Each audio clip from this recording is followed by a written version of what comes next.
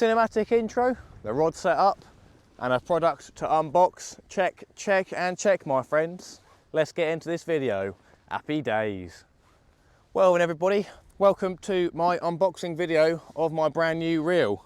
Now, this is really exciting for me, as this reel was bought through Super Chat money, video view money, and you guys donating on PayPal and stuff like that in general, which really is amazing and I truly do appreciate. So yeah, this is really exciting. We've got a brand new Penn Tidal XT 8000 size reel in this box that we're going to unbox, put some new fresh line on it and give it a go and try catch some lovely fishies today.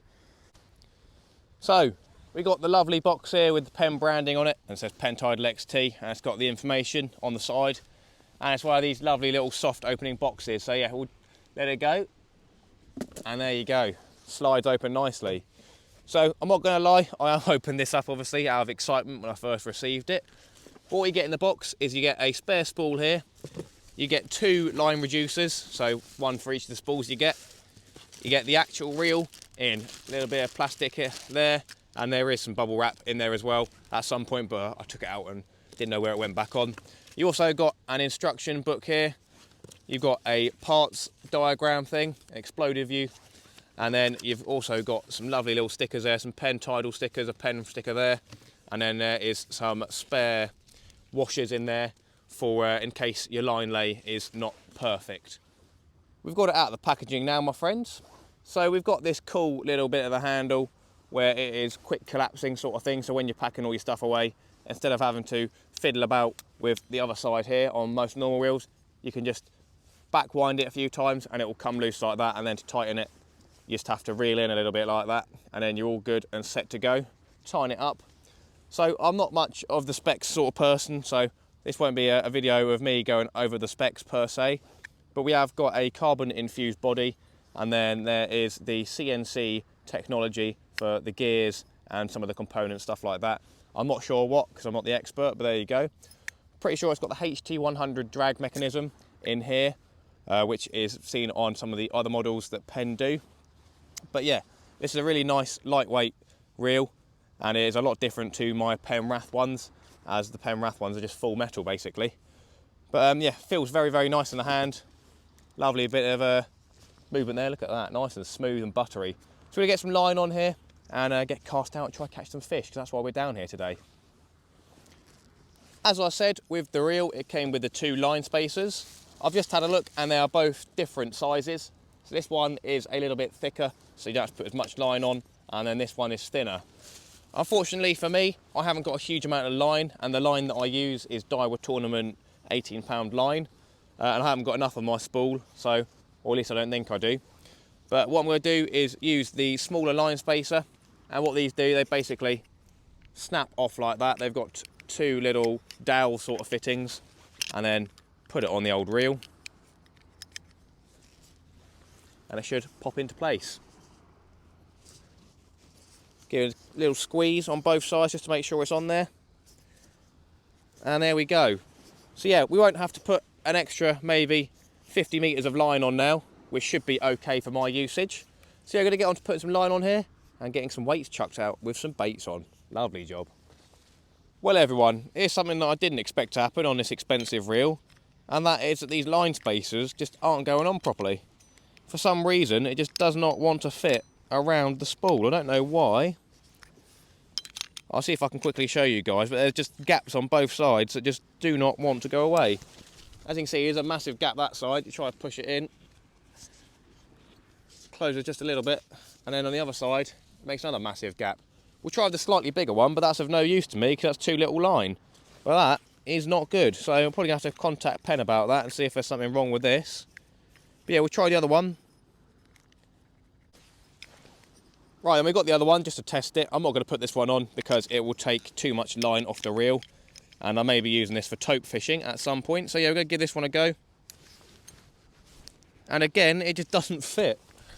There's a massive gap on this side and then a tiny gap on that side. So who knows, maybe I'm doing something wrong, but it seems that these do not fit. That's not great, is it? Anyway, moving on. Hopefully the rest of the experience is positive.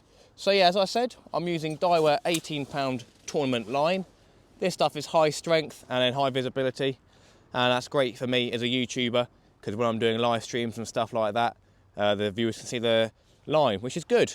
So yeah, don't try doing this sort of stuff at the beach, or I wouldn't recommend it at least. I've probably done about 6 or 7 knots, and it's been very frustrating because they've either popped off or I've got to put it under the bail arm, and originally I've got it put through the eye of the rod a few times. So yeah, I'm on about my 7th knot, but let's try and get this line nicely on the reel. So we've got the drag tightened up, and we're going to just start reeling it in. So if you're a seasoned professional, you might be able to line up the spool with the rotating action so that it will lay perfectly flat from your line, from your knot at the start. I didn't manage to do that, but the line is laying extremely flat at the moment, which is pretty incredible. So yeah, I'm going to carry on laying the line, and I'm going to get a bit of slow-mo footage and see if you guys can see it too.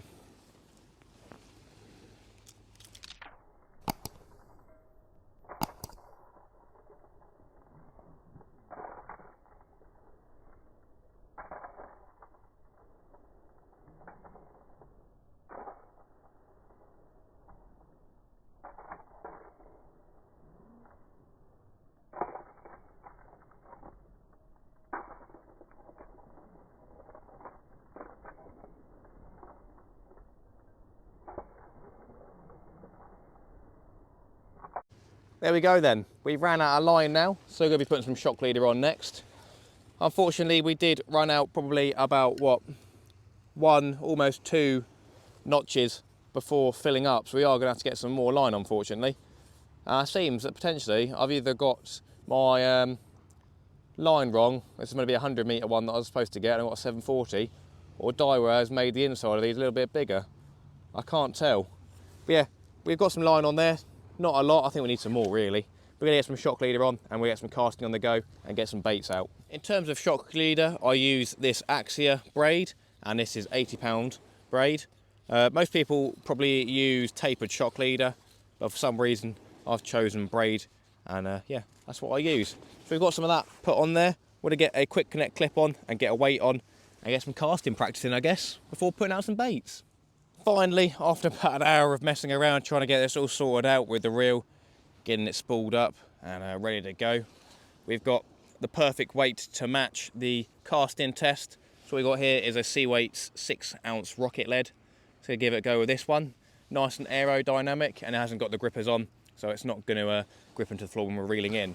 So yeah, I don't experience many snap-offs or crack-offs when using braid, and I use a uni knot, I believe, to tie them both together. Yeah, let's get some casting practice in the go and then get some baits out. It's also worth mentioning, I guess, that the rod I am pairing the reel with for this session at least is, if you can see, the Penn 2 surf cast rod, and that is 14 foot.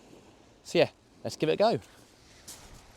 So a couple of reasons why I wanted to get a better reel and chose this one is because I want to try to get some extra distance from my casts, and also I need a more expensive reel with better line lay and then better reeling in.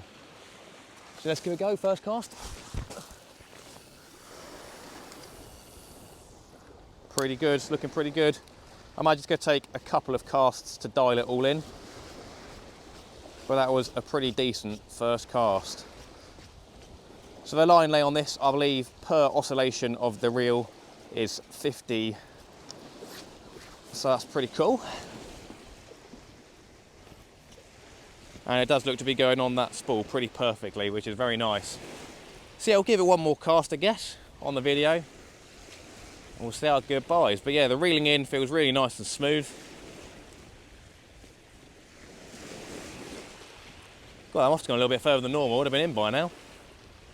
Where are we at? There we are. Right then, let's give one more cast with the old rocket lead. So I'm no specialist at casting anything like that. I can't do the pendulum cast. What I normally do is rock it back and forward. Or if I'm using a multiplier, lay it on the floor sometimes. So yeah, just go rock it back and forth. Go for the cast. Oi, oi, oi. Wow.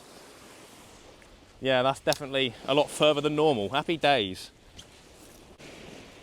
Obviously, if I had spooled the spool all the way to the top, I'd be getting a little bit extra distance. So at some point I'm actually going to have to buy some more line to put on and most likely take all this stuff off. So instead of just binning this, as it is probably about £9 worth of line, I'll put it on a smaller reel that I've got and then fill this bad boy right up to the top. But that will be for another time. Well then, there we go everybody. So that was my unboxing and a little bit of testing with the brand new Penn Tidal XT. And boy, I'm looking forward to using it a little bit more and getting to know it a little bit nicer, you know what I mean? Oh, lovely. So yeah, I hope you guys enjoyed it. If you are new to the channel, drop a sub, that sort of stuff.